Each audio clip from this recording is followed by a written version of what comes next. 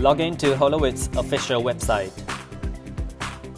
Navigate to Resources, Software, and find iClient SDC.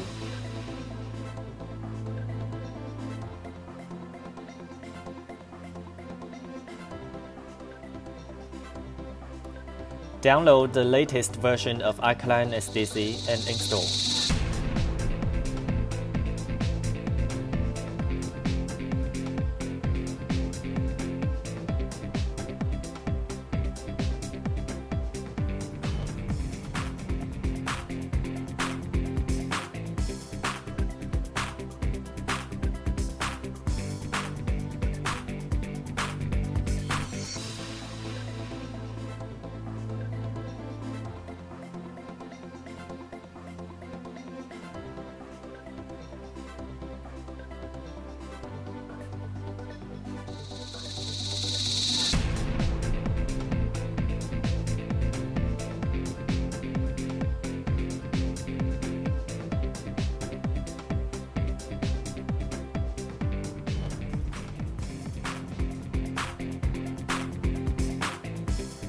The language of iClient SDC is consistent with the language of the PC system.